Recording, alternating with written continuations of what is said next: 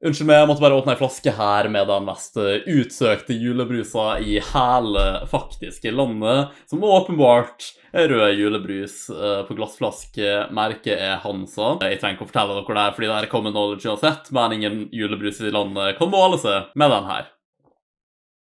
Seom! Hei folk, og velkommen tilbake til den årlige Entertainment julespesialen. Det den videoen her hovedsakelig dreier seg rundt er at hva er en Q&A? Jeg svarer på en del spørsmål som jeg har fått inn. I år ba jeg dere bare om å stille spørsmål på en community post på YouTube-kanalen. Jeg lagde ingen infovideo eller noe sånt som tidligere. Jeg spurte ikke på Twitter heller. Så alle spørsmålene er derfra, og det var egentlig en ganske grei måte å gjøre det på. Litt mindre styrende å lage en infovideo og sånne ting. Vi har jo forresten faktisk også unlocka i år Community Tab, eller samfunnssida, eller hva enn du skal kalle det, på YouTube-kanalen, og det må du egentlig ha 1000 subs for å unlocke, noe som vi ikke har ennå. Så jeg vet ikke helt hva som er opp med det, men jeg klager så hørt om det ikke. Jeg la det i hvert fall ut der kom spørsmålet inn. Ellers så skal jeg vise frem noen av tingene jeg fikk til jul, og så gitt noen julehilsener, og kan jeg bare sånn oppsummere året, antar jeg. Så jeg tenker vi bare hopper rett inn i spørsmålet, egentlig. Første spørsmål her, ribbe eller pinnekjøtt? Ok, så jeg kan da vel like ikke julemat. Jeg vet ikke, jeg har aldri gjort det.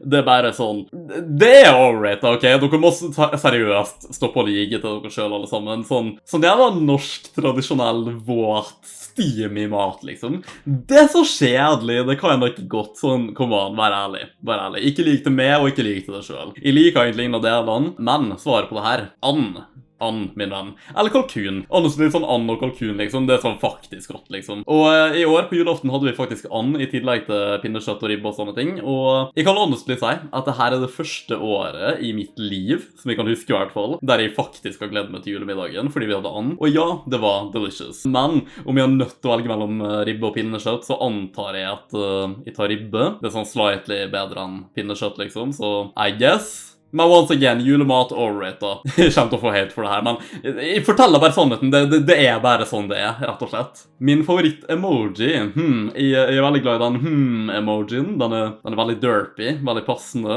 Jeg liker den der jævla måne-emojien. Det ser ut som at den bare perverst pønsker på noe. Jeg vet ikke, det er noe meget komisk med den for min del. Flosshatt-emojien, gjelder monokkel-emojien. Kan jeg appreciate det. Det er sikkert flere så bra indeed, men det er i hvert fall den jeg kom på nå, som jeg synes er artig, som jeg liker å bruke. Appelsin-emojien, selvfølgelig. Det jeg ser mest frem til det kommende året er nok definitivt å flytte ut. Etter all sannsynlighet i hvert fall, så flyttet jeg ut, og jeg flyttet til Oslo i 2022. Muligens tidlig i 2022 også. Og jeg gleder meg egentlig veldig masse til å komme til en ny by. Jeg er veldig glad i Oslo. Jeg har likt meg veldig godt der. Alle gangene jeg har vært der egentlig, og jeg har vært der mer i år enn noen gang før i livet mitt egentlig. Jeg føler for meg at jeg har levd på Gardermoen det året her, low-key. De siste månedene i hvert fall. Og det blir generelt bare, jeg føler det på tide, jeg er veldig klar for det. Det dreier seg egentlig bare om økonomiske ting før jeg kan flytte ut, men så snart jeg er i boks liksom, så er jeg definitivt klar til å bare dra til Oslo. Min første egne leilighet, jobbe og bare, jeg vet ikke, jeg klarer meg selv. Det er jo skummelt også, of course, men jeg gleder meg veldig masse til det. Jeg startet 20-årene mine, det er liksom en helt ny del av livet mitt, og det var en stund jeg liksom gruet meg litt, og var sånn, shit, hva skal jeg gjøre liksom, og det her kom veldig fort. Men jeg føler jeg er litt over der nå, og gruingen har gått mer over til å bare glede meg til alt jeg har i vente. Jeg tror det her blir en veldig artig del av livet, eller hvordan jeg skal ordlegge det. Jeg gleder meg mest til det, vil jeg si, i 2022. Neste spørsmål, det er dårlig. Ja, jeg vet ikke, det er liksom ikke sånn sjukt masse å utdype på det spørsmålet, sånn det er åpenbart en dårlig ting, og selv om ikke det virker som en sånn big deal for dem som kanskje spoiler, så kan det være en big deal for dem som blir spoiler, you know? Men så er det også noe som skal være sagt om eget ansvar og sånn, og ikke utsette seg selv for spoilers i veldig stor grad. Det er jo litt common sense rundt det også. Men sånn, generelt sett, det er en dårlig ting å spoile folk, så ikke gjør det. Favorittfilmfranchise? Min favorittfilmfranchise, det må nok være Ringenes Herre, The Lord of the Rings. Jeg elsker Ringenes Herre, den filmen er sånn basically perfekt i mine øyne. Jeg husker første gang jeg så i dem, så var jeg sikkert sånn 11 år. Da kunne jeg og mora mi i huset her på den tiden. Vi spiste taco hver eneste kveld den helga, og hver dag så vi en ny Ringenes Herre-film, og det var første gang jeg så i dem, og jeg bare elsker dem liksom, på alle måter. Og sånn, jeg har jo blitt masse mer kritisk på film opp gjennom året, til det punktet der jeg føler at ordet mitt betyr en god del, egentlig. Om jeg sier at en film er dårlig, så vil nok den filmen seriøst ha en del problemer. Om jeg sier at en film er veldig bra, så tror jeg at du kan være confident om at det her faktisk er en genuint bra film, liksom. Sånn over gjennomsnittet bra. Jeg vil pride meg selv litt på det. Så sånn, når jeg har sett Ringenes Herre i etterkant etterkant når jeg har blitt eldre, så har jeg liksom sett for meg sånn, shit, jeg har blitt mer kritisk nå. Jeg kommer sikkert til å merke ting som ikke jeg tenkte over før. Jeg har nye kriterier som må bli filtet ut. Den blir sikkert ikke like bra som jeg husker den. Jeg vil ikke være kritisk mot den, men jeg kan ikke like heller, liksom, ikke sant? Og jeg vil liksom ikke la meg selv blinde av nostalgia heller, så sånn, om det ikke er bra lenger, så bare er det ikke det, dessverre. Så jeg har liksom vært forberedt på det her hver gang jeg skulle ha sett dem om igjen i nyere tid. Men som fucking house bare blir de bedre for hver gang jeg ser dem. Jeg har helt nye kriterier som jeg ikke tenkte over litt en gang når jeg var yngre enn jeg så i dem. Og så har filmen bare egentlig utfillet dem så bra på alle nivåer uansett, liksom. Sure, det er sånn,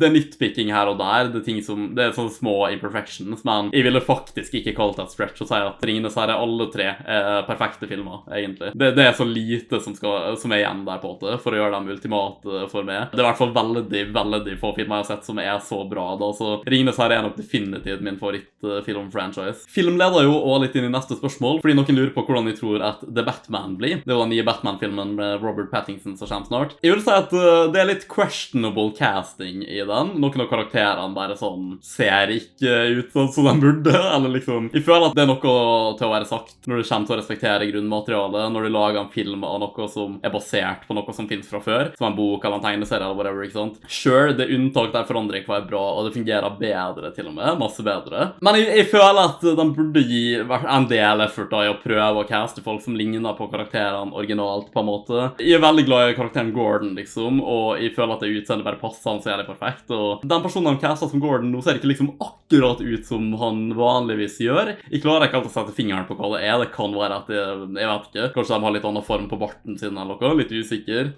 Anyway da, jeg er sikker på at han er en flink skuespiller, og at han kommer til å gjøre en bra performance og sånne ting, men jeg ville preferert om de castet noen andre til akkurat Gordon da. Da fyren jeg kunne legit bare spilt Lucius Fox, liksom. Jeg vet ikke om han er med i filmen, men sånn, han ligner jo faktisk mer på han, liksom. Why not? Ja, litt merkelig for meg. Catwoman ser heller ikke helt lik ut som hun vanligvis gjør, men jeg føler at hun ser annerledes ut, men ikke for annerledes ut, og sånn, det er annerledes på en måte som hun også kan fungere minst like bra. Og jeg vet ikke, sånn, etter alt jeg har sett og hørt, så er Zoe Kravitz en god skuespiller, og etter mye trailere som har kommet da nå, så tror jeg faktisk at hun... Jeg vet ikke, jeg har en veldig god følelse på Zoe Kravitz som Catwoman. Jeg tror kanskje det blir den beste live-action Catwoman vi har sett. Jeg bare så trailerne som har kommet nylig, der du ser mer av henne, og jeg bare sånn, det her er Selina Kyle, det her er Catwoman, det føles riktig ut, liksom. Måten hun spiller på. Nå har jeg ikke sett filmen ennå da, men jeg har en veldig god følelse der, og der må jeg enda ikke så masse at det er litt endringer ut og sånn da, for at hun har veldig lik energi, om folk skjønner. Så jeg guess det er sånn, Bob. Jeg liker heller ikke Alfred så veldig godt. Jeg elsker skuespilleren, jeg bare føler ikke at han ligner nok på Alfred. For mine standarder, så jeg guess han kan gjøre en decent jobb, men jeg bare føler at det er veldig merkelig casting på en del av folka i den filmen der. Nevertheless, jeg får en veldig god vibe på den. Jeg tror han kommer til å bli både brutal og dark på en veldig god måte, og samtidig klarer å være ganske comic accurate, og jeg elsker jo Batman og Batman-tegneseriene og sånne ting. Så jeg gleder meg veldig til å se den. Jeg har veldig høye forventninger for det, faktisk. Nå har jeg jo endelig sett Spider-Man og Homo, så jeg bare sånn redirekterer hypen min over på The Batman som kommer i mars eller whatever, og jeg tror den blir bra. Jeg tror genuint at den blir bra. Jeg gleder meg sjukt masse til å se den, så får vi se hva jeg synes når den er ute, eller begynner å gå på kino. Apropos Batman Arkham eller Marvels Spider-Man, altså spillet. Ok, så spørsmålet er hva jeg liker best av Batman Arkham-spillserien eller Spider-Man PS4 av Insomniac Games. Det er jo en serie for så vidt det, men jeg har kun spilt det første thus far. Jeg begynner å streame Spider-Man Miles Morales veldig snart, by the way. Jeg spilte Spider-Man PS4 først, og jeg likte det dritgodt da. Det var det som fikk meg til å spille Batman Arkham-serien for første gang også, fordi at jeg hørte at jeg spillet var veldig likt Batman-spillet. Og jeg tenkte sånn, ja, kanskje de blir sånn kinda like bra da. Og så endte det faktisk opp med at jeg likte dem sånn en god del bedre enn Spider-Man igjen. De er faktisk veldig høyt oppe på mine favorittspill som ever nå. De spillene, de er dritbra. Alle sammen nå, vil jeg si. Selv om noen definitivt er bedre enn andre. Så det må nok bli Batman Arkham-serien. Jeg har jo streamet gjennom alle dem i år og sånt også, og er veldig glad i dem da. Neste spørsmål er også litt relevant der. Spider-Man eller Batman? Definitivt Batman. Jeg liker Spider-Man, men jeg har aldri liksom... Jeg likte han masse bedre når jeg var yngre, men det er ikke min favoritt-superhelt eller noe. Spider-Man er kul, liksom, men Batman er bare den ultimate superhelten for meg. Det må jeg bare si. Jeg har vært veldig glad i Green Arrow også. Men jeg tror bare, jo mer Batman-content jeg har konsumert, alle tegneserier jeg har lest, spill, filmer, serier og bare alt. Jeg bare må innrømme at Batman bare er sånn ridiculously awesome. Det er nok min favoritt-superhelt, og jeg føler at på mange måter er han objektivt den beste superhelten også. Så det er egentlig ganske enkelt der for meg, Batman og DC. Hva er mitt stolteste øyeblikk i 2021?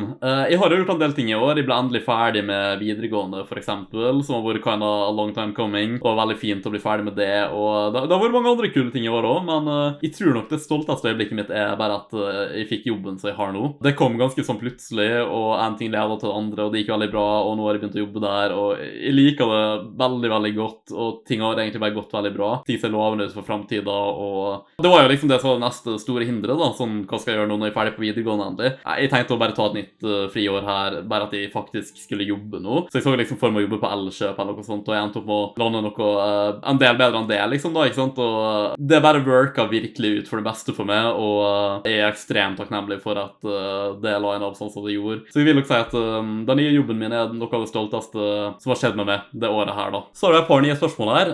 Hvis det er en ting jeg kunne endre med kanalen min opp gjennom historien, hva ville det vært? Jeg startet den kanalen her for lenge siden, i alle tider kjent som 2013. Jeg var legit 12 år. Det var rett før jeg ble 13, det var man still. Ja, kvaliteten var la, det var cringe, jeg hadde veldig lys stemme, jeg kunne ikke redigere eller noe, jeg lærte vel literally alt på egen hånd, bare sånn, ja, på egen hånd, opp gjennom åra, og det ble sakte men sikkert bedre, og til slutt halvveis decent, og lede opp til der vi er i dag, ikke sant, men det er mange som startet en kanal når de var ung, og for mange år siden, og har cringy content i fortida og sånne ting. Det er greit også det, jeg kunne levd med det helt fint, men det var en sånn ekstra cringe-dimensjon til det her for meg, som jeg skulle ønske jeg kunne slette fra tid og rom, men det var faktum at jeg ikke snakket dialekta mi, helt ærlig i starten. Det var ikke lenge jeg gjorde det her, men jeg bare hadde så merkelige ting med at jeg tenkte at dialekta mi var for rar, eller at folk sånn legit ikke kom til å forstå den, selv om du skal være en viss type autistisk om du faktisk ikke forstår en dialekt på ditt eget språk. Jeg mener sånn, det må være ekstremt få dialekter jeg som faktisk genuint sliter med å forstå. Og sånn, sure, min er ikke den mest snakket dialekta, men sånn, bro, du burde kunne forstå hva jeg sier, ikke sant? Så det her var egentlig bare mer i hodet mitt. Jeg var 12 år, liksom. Det var bare en sånn merkelig ting som 12-åringer gjør noen ganger, antar jeg. Jeg kan ikke få det her til noe mer mening enn det gjorde, fordi det ga ikke masse mening. Men ja, så jeg bare basically imiterte sånn østlandsk, Oslo, bokmål-ish dialekt, ikke sant? En stund i starten. Og det er det som bare gjør det ekstra cringy når du ser tilbake på det. Sånn kombinasjon av alt, altså det på toppen. Og så er folk sånn, hva har du ikke alltid hatt den dialekta du har nå, eller whatever? Og så må jeg begynne å forklare det, og det er sånn, El Kringe, altså. Nei. Så hvis jeg kunne endre noe, så er det det. Jeg kunne levd med alt det andre, men akkurat det bare er utilgivelig cringy. Det må jeg bare innrømme, altså det.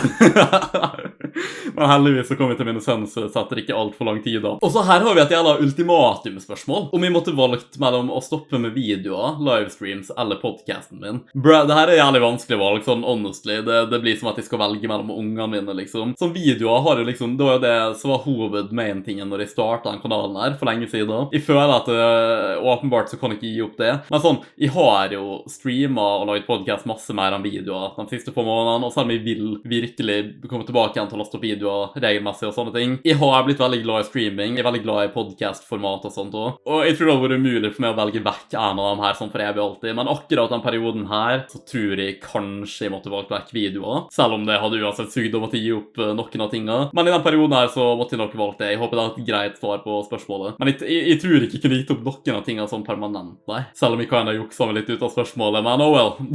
Aldri se noen form for Star Wars igjen, eller aldri se noen form for Marvel igjen. Marvel eller DC, stod det. Med tanke på DC, så tror jeg at jeg kunne gitt opp Star Wars. Jeg har blitt veldig glad i Star Wars, men jeg kom ganske sent inn i det egentlig, og jeg har sett basically alt nå. Alle serier og alt mulig. Jeg liker Star Wars veldig godt, det er epic og sånne ting. Jeg er glad i det.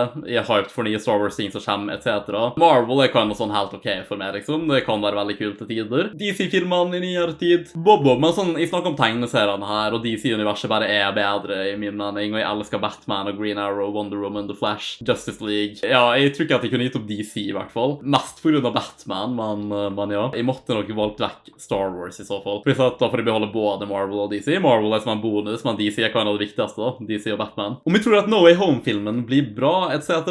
Jeg kan ikke svare på det her, fordi at sånn, jeg har jo faktisk sett den nå. Fordi at jeg og Ruben, som har vært i podcasten min, pluss noen andre, vi legit bare dro til Sverige for å se den. Det kommer en vlogg av det forresten. På et punkt. Jeg skal prøve å få det ut fortløpende etter julespesialen. Den her prioriteres jo åpenbart nå. Vi legit bare sa fuck it og dro til Sverige siden den ble utsatt med en måned her, og vi vil ikke bli spoilet. Så jeg har sett den, og jeg bare vil ikke spoile noen, så jeg kan ikke liksom si noe på det her, egentlig. Jeg kan i hvert fall si at jeg var mega-hyped for filmen uansett da, før jeg så den, eller visste noe om den. Hvilken instrument jeg hadde spilt, om jeg hadde spilt noe instrument? Ja, jeg er veldig lite musikalsk av meg. Faren min har liksom holdt på med musikk og sånne ting, så jeg guess musikk for han er litt sånn som videoer og skriving og sånt det for meg. Jeg prøvde å spille trommer, så jeg guess jeg måtte valgt det. Jeg prøvde det når jeg var litt yngre. Men det leder egentlig ikke til noen plass, og jeg bare solgte trommesettet mitt igjen, og jeg tror nok mest jeg kunne vært villig til å lære med det, men musikk bare er virkelig ikke min ting. Jeg har ikke et musikalsk bein i kroppen min. Og alle ganger jeg har prøvd å lage musikk i musikkfaget og sånt på ungdomsskolen, sånne ting, det har bare vært liksom sånn en krigsforbrytelse mot menneskeheten, tinga jeg har laget, så...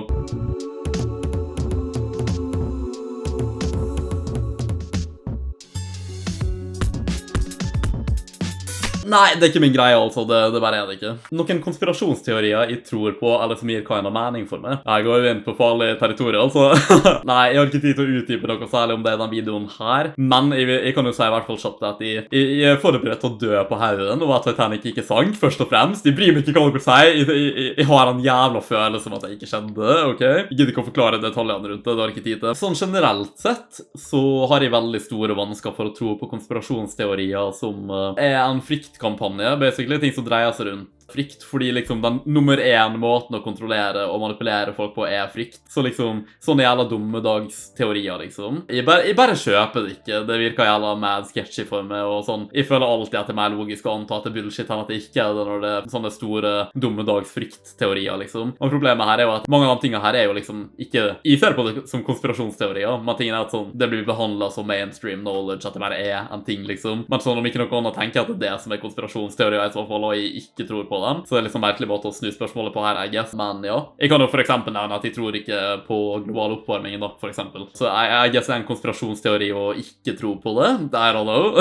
Men jeg tror nok definitivt at vi kommer til å komme inn på det her med konspirasjonsteorier og sånne artige greier i en fremtidig episode av podcasten min. Nordic Bros Podcast, link til den i beskrivelsen. Så vi gjør nok det på et punkt, og der kan vi sikkert utdype masse mer om konspirasjonsteorier som vi tror på, er litt åpne for, eller sånne ridiculous som bare åpenbart ikke er sånn, så vi kan flire litt av og sånne ting. Da bare for å nevne litt i hvert fall. Jeg håper det var et satisfying svar på spørsmålet. Siste spørsmål her, slette YouTube eller Twitter. Bro, det her er et jævla ultimatum det også. Jeg tror nok at jeg måtte slette Twitter, så smertefullt som det hadde vært. Denne YouTube-kanalen her bare betyr alt for masse for meg, og jeg tror aldri at jeg kunne slette den, to be honest. Om jeg så stoppet med det, eller whatever. På et punkt i fremtiden, så kunne jeg ikke slette kanalen. Jeg ville nok latt den stoppe. Den betyr åpenbart veldig masse for meg. Jeg kunne ikke slette den, det, nei. Pluss at, så artig som Twitter er, så kan jeg bare sort of antar at de blir bandet eventually.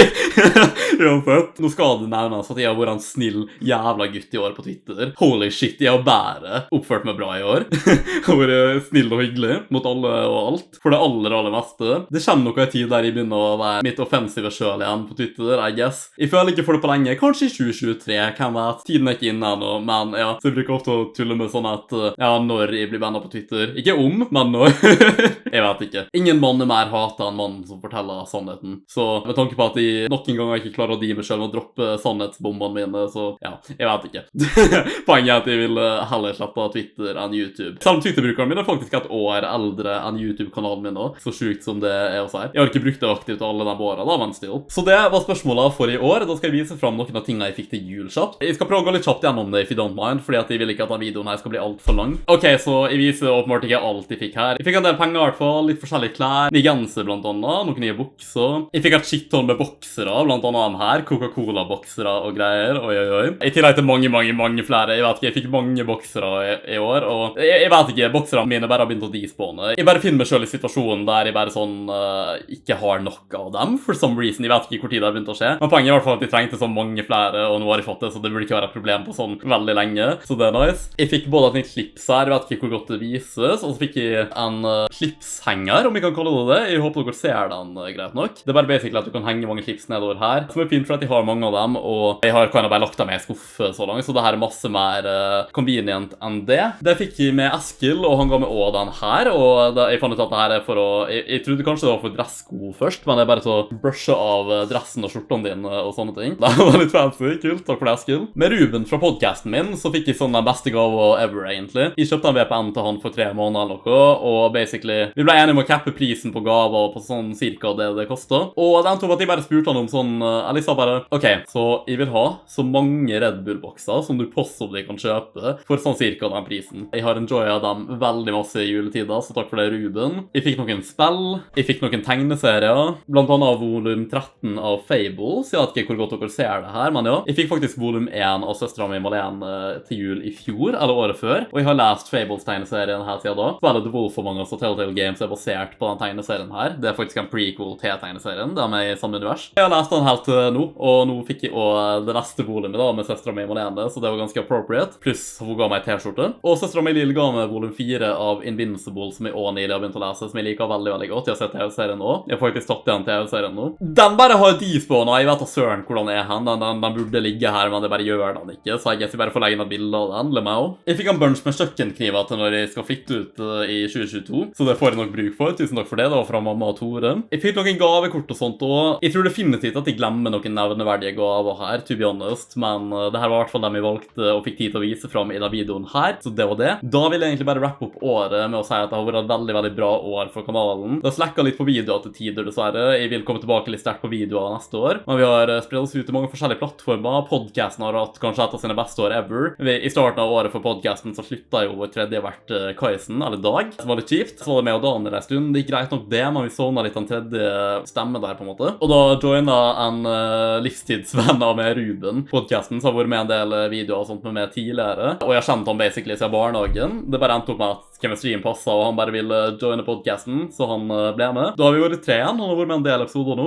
og jeg tror egentlig aldri produksjonen har vært så høy, og at vi har lastet opp så masse da, som vi har i år, så podcasten har hatt et veldig, veldig bra år i hvert fall. Og vi ser alle sammen frem til å fortsette med den i 2022. Kanalen og community generelt har også vokst ganske masse i år, ikke bare i nummer, men liksom faktum at community bare føles mer jevnlig til noen gang. Discord-serveren min har aldri vært så aktiv før, det er liksom sånn at det er ikke stream, det er ingenting som skjer den dagen. Jeg har ikke sagt at de skal joine eller noe, og jeg bare ser folk som casually sitter på voice-kanalene og sånn på serveren min og chatter om random ting og sånt, og serveren har jo eksistert i mange år, men det er veldig artig å se hvor aktiv den har blitt da. Jeg må gi en stor shout-out til alle moderatorene mine, som både har blitt med i år og som har vært med tidligere. Tusen takk for all hjelpen på stream og sånn, jeg setter mer pris på hvordan jeg sikkert klarer å si med ord her, men tusen takk til alle hjelper dere kommer i hvert fall. Takk til Daniel Quais, han har også vært i podcasten min of course, men i tillegg så har jo han ansvar for en del av de grafiske tingene på kanalen min, i tillegg til at han kan bare styre hele moderator-teamet. Han er liksom øverste moderator, og han runner serveren min og alt mulig. Takk til det, Daniel. God jul. Til Ruben, of course. Eskil, som hjelper meg med å redigere noen ting her og der. Hjelper å skrive manus. Bare